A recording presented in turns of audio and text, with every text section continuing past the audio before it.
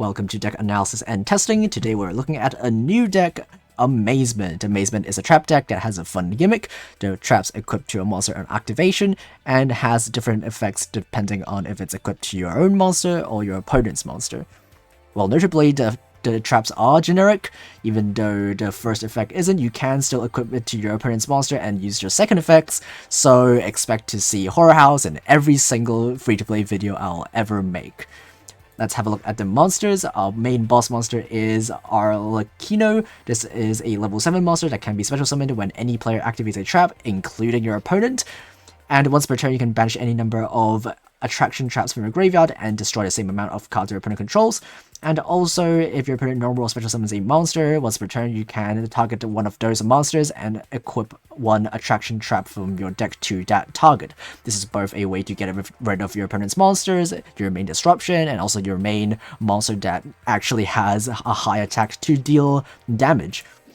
Next is Comica. This is a low-level monster that when normal summoned, you can set one attraction trap directly from your deck, and also as a quick effect, you can change the equipped target of your Amazement traps. Next is Bufo. This instead of grabbing from your deck, it grabs from your graveyard, and also it activates it immediately to equip to one of your opponent's monsters. And also, as a quick effect, you can also change the equipped target of your trap cards, just like your Comica. For the spell, we're only playing a time ticket. This is our main searcher for both our monsters and our traps. If you activate this card during your turn, you can grab a Amazement card and add it to your hand, which is the monsters. And if you activate this card in your opponent's turn, you set one attraction trap directly from your deck, and also it could be activated this turn. For the traps, we're playing a lot.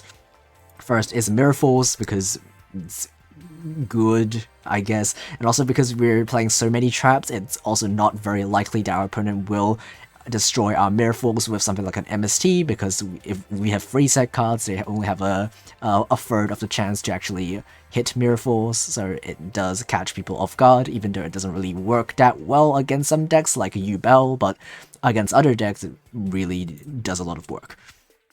And also, the second generic trap is of course Cloak and Dagger. This card needs no introduction. If you've watched any of my older free-to-play videos, I use this card in every single one of them. And for the archetype traps, we're playing all 3 of them. First is a Cyclo Coaster. This card, when equipped to your monster, can pop one spell or trap your opponent controls. And if it's on your opponent, you can search any Amazement monster from your deck to your hand. And if you use any of these effects, it gets sent to the graveyard. Next is our main disruption, Horror House. This card is generic. At least the second effect is, so it's basically like a budget Book of Moon. Let's have a look at the effects. If you equip it to your own monster, you can once per turn negate one effect monster your opponent controls until the end of the turn, and it doesn't get sent to the graveyard, so if you equip it to your own monster, you can just keep using the negate as long as your monster stays on the field, and you can use it every single turn once per turn. But if you equip it to your opponent, you can flip that monster face down, which also destroys the equipped card because you can't equip stuff to face down monsters. But it's basically like a Canadia or a Book of Moon. And our last trap is Amaze Attraction Rapid Racing. This is, even though it's only a N rarity trap, it still has a pretty useful effect. If it's equipped to your monster, you can target one card in your opponent's graveyard, change that monster's battle position, and then shuffle that target back to the deck. And if it's equipped to your opponent's monster, you increase that monster's level by 1 and also change its battle position. This has 2 uses. One is to shuffle back your opponent's graveyard's cards back to the deck, so it prevents them from special summoning back them to the field or activate their graveyard effects. And the second use case is to increase their level so that they can't make a Synchro or Xyz monster, because it messes up with their levels. And a battle position changing effect is also pretty useful. If your opponent tries to attack your monsters, this is a way that you could stop that.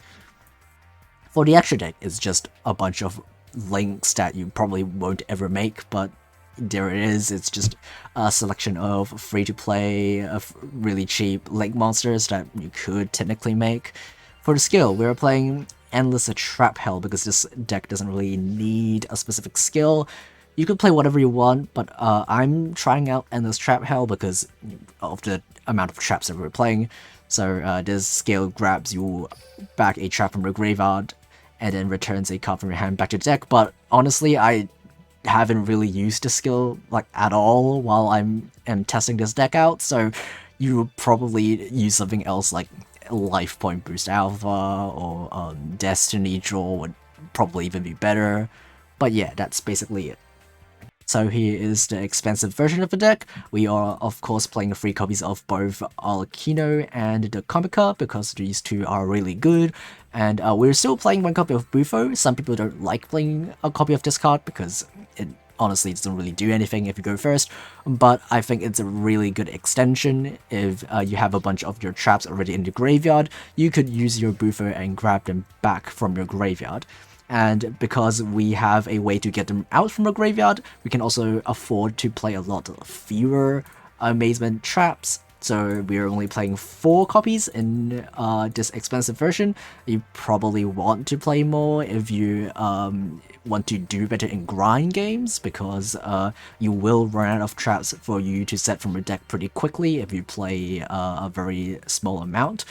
But I liked playing fewer so that I have more space to play other generic traps that are just better in general, like Warning Point that also negates the monster's effects and prevents them from using as extra deck material. And also Compulse is really good in this meta, especially against the U-Bell, because it prevents Kluger from activating its float, and also it gets rid of Ultimate Nightmare and bypasses Neo's Fusion. It's just a really good trap. And for the extra deck, it's also a bunch of random links that you also probably won't summon. We're using Nightmares because it's good, but it honestly doesn't really matter what you play because you probably won't make it anyway. And the skill, we're still using Endless Trap Hell, and it's a little bit better in the expensive version to use the Endless Trap Hell skill, just because usually when you play the deck, you will be banishing your own traps in your graveyard with your Arlecchino, or grabbing them back with a Bufo, so you don't always have 3 traps in your graveyard. But because we're playing more generic traps that don't really do anything in the graveyard, it helps us activate the skill a lot more easier. So let's have a look at the replays. Okay, in our first game, we are going second. Obviously, as a trap deck, you don't really want to go second, but we could still do something. And we are not playing the field spell, which I forgot to mention is something that you could technically play. It allows you to activate your traps during the turn that it's set, so even if you go second, you could still combo off immediately. I don't like playing that card. First of all, it's not searchable because it's not an Amazement card, and also it's just not really worth a slot in my opinion. So we're not going to play it in this deck. So our opponent is playing Dark Magician, we're going to set free, and during the draw phase we'll activate the trap and declare Dark Magician. He will pop it, but the main reason to even activate Cloak is because we could summon a monster from my hand, and that's also a neat little synergy that we could use with Cloak, especially in this deck, is because we can activate it whenever we want, so we can just immediately summon our monster from our hand. We will be summoning our monster, which has 100 more attack than any of his monsters, which is pretty funny. We will be banishing our traps to pop his stuff, and we hit a magic cylinder. And we're gonna set more cards and pass. This deck really struggles to put out monsters to do damage, so we're just gonna attack his monsters one by one until we draw a second monster. He is going to grab out his Dark Magician, which doesn't really do anything on its own, and because he has a monster now, we could use our Cyclo Coaster to grab our second monster, and we're going to activate a trap just so that we could summon the monster that we searched, and we'll activate our Kino's effect to pop his Dark Magician and just go in full lethal. Our second game, we're going second again, but well, if you're watching this replay, you probably know that it shouldn't really matter. Our opponent is playing Red Eyes, and for some reason they're not using the new skill. I'm not really sure why, but whatever. our opponent is going to make a fusion with Red Eyes Fusion, and then grab a second Red Eyes Fusion, presumably for next turn, and then set one and pass. Okay, we have a monster that we can summon, so we're gonna first grab our boss monster, so we can summon it during our opponent's turn when we activate a trap, and then we can normal summon our Komika, set another trap, and then set free, and pass turn. And our opponent is going to make their second fusion, which is going to be the Meteor Black Comet Dragon, which deals a bit of burn damage, but that's completely fine. We're going to, during their battle phase, immediately activate our trap, which allows us to summon our monster, and then activate the trap's effect to flip their monster face down, activate Rapid Racing to change their monster's battle position so they can't attack any of our monsters. And then we're also going to activate our Cycle Coaster to get rid of one of her back row, which happens to be Mirror Force, so that's really lucky of us. We're going to activate our monster's effect to pop their stuff before we go to battle, and we will be triggering his fusion monster's effect to summon back Vanilla that has quite a bit of attack, but that's fine. We can just wait till next turn and then pop it with Arlecchino. And Arlecchino is really good in this situation because it not only does it destroy our opponent's stuff, it also has a higher attack than any of his Red Eyes. So we can just make a link and just go for lethal. Okay, in our final game, we were playing against Akiza, and we were playing the expensive version, and we're going second. One day we're actually going to go first, and our opponent is playing a live twin. This is not a good sign. You always don't want to go second against a live twin player.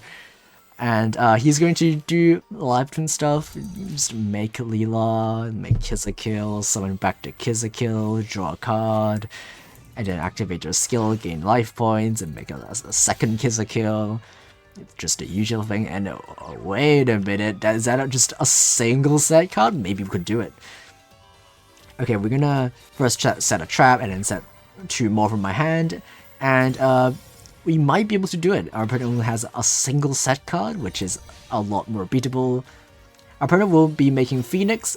We could Warding Point, which really works well against Live Twin specifically, because not only does his effect get negated, he also cannot use it as a material, and also because Nightmare Phoenix is not pointing downwards, he can't make any of his evil twin monsters. He's going to activate Econ to grab a monster, and then activate IDP to attempt to go to lethal, but we have a time ticket, so we will be able to set Rapid Racing, which changes his monster to defense, to prevent him from going lethal. In our own turn, we're going to summon another Komika, set another trap from our deck, and then activate Komika's effect to change the target of our trap card, so when we destroy his monster, we won't lose our trap. We'll use our trap's effect after we attack to shuffle back our monster back to the deck. Our opponent will summon Kiss a Kill, and then he realizes that all of his Leelas are in the graveyard, so he can't summon anything, so he's going to end on a Kiss a Kill, and that will win us the game.